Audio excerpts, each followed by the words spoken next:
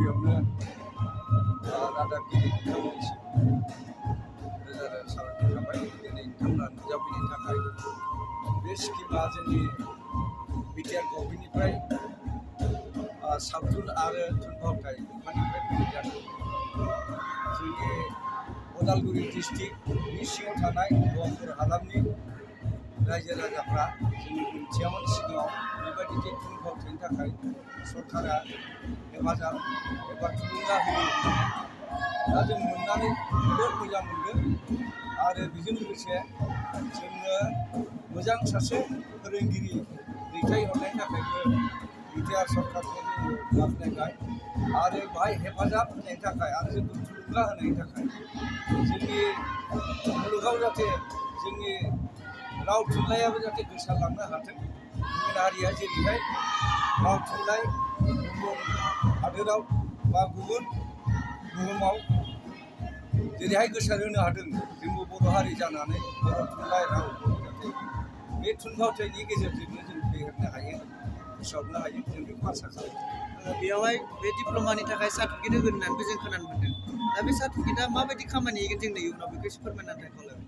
दा सार्टिफिकेटखौ डिप्ल'मा हिसाबै होगोन होननानै सरकारा बुंदोंमोन आरो जोंनि फोरोंगिरि बिथाङाबो बेखौ फोरमायदों आरो बे डिप्ल'मा सार्टिफिकेटआ इयुनाव जोंनि गथ' गथाया बेखौ डिप्ल'माखौ मोनोब्ला फरायसालिफ्राव एबा गुबुन माबा मोनसे अनुस्थानफ्राव बे डिप्ल'माया थायोब्ला फोरोंगिरि हिसाबै बिथांमोना थिसनजागोन ओरै होननानै जों आसा खालामदों।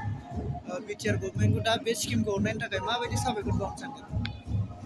बिटिआर गभर्नमेन्टखौ जों जोबोद गोसो गोरबोजों साबायखर होदों जाहाथे इयुनावबो जाहाथे जोंनि उदालगुरि डिस्ट्रिक्टनि सिङाव थानाय गहपुर हालामनि थुनफावथायाव एबा सिनेमायाव आब्रुथि गोनां एबा रोंगौथि गोनां बे रायजो राजाफोरनो आर्टिस्टफोरनो महरगिरिफोरनो जाहाथे बेबायदि हेफाजाब होलांबाय थानो हायो बेखौ बिनि थाखायनो बिटिआर सरकारखौ रोजा रोजा साबायखर होनो इयुननि दिनावबो जाहाथे फैबाय थानाय दिनाव जाहाथे आरो जोंखौ हेफाजाब होयो। दिनैनि बे थुनफावथायाव साबैसे लाइमोनसिफ्रा बाहागो लादों? दा बे थुनफावथायाव 20निफ्राय 30नि गेजेरावहाय बाहागो लानाय जादों। दामनाय देनाय आरो आर्टिस्ट जिथुनाखि फावथिन्थिगिरि बिथांखौ लानानै गासै 20निफ्राय 30नि गेजेरावहाय लानाय जादों। नोंथाङा बेयाव फोरोंगिरि हिसाबै बे मावबादा बेखेवनायाव फोरोंफैनो मोन्दों लोगोसे जोंनि गहपुर हालामाव बे गिबि खेब होनना जों होननांगोन बिटिआर गभर्नमेन्टनिफ्राय बिदि स्किम फैनायखौ। नोंथाङा बेयाव माबायदि गोजोननाय मोन्दों आरो लोगोसे माबायदि स्टुडेन्ट मोन्दों बेखौ एसे फोरमायनानै थाखाय खावलायबाय। आंनि मुङा सानसुमा बर' LSD पास आउट त्रिपुरा टाइविंनि बेनिफ्राय गिबि खेबनि थाखाय फैमारदों आङो नैबे डिस्ट्रिक्टआव and everything is very fine very talented student we have here गासिबो जोबोद गोसो होनानै सोलोंगासिनो दं। दा आं खाला दं मारोमोन बेबायदि मोनसे वर्कशप मोनैया थारमाने जिहेतु दा मोननानै गथ'फोरा एसेबाबो गोसो गुदुं जादों जोबोद गोसो होनानै सोलोंदों एन्ड बिसोरखौ आङो फार्स्ट दिनखालि जिबायदि नुदोंमोन एन्ड दिनै जिबायदि पारफर्म खालामबाय थादों जोबोद फाराग दं। बेनिखायनो गहपुर हालामनि मानसिफोरखौ माने सुबुंफोरखौ आङो थारमाने लैहोर गावफोरनि गथ'फोरखौ थारमाने बाहागो लानो थाखाय इयुनाव आङो खावलायो। बियो थारमाने नट अनलि फर ड्रामा श' ड्रामाखौ नांगौ जोंनि कनफिडेन्स डेभेलपमेन्टनि थाखाय बेनि उनाव पार्सनेलिटि डेभेलपमेन्टनि थाखाय आरो गोबां दंबावो।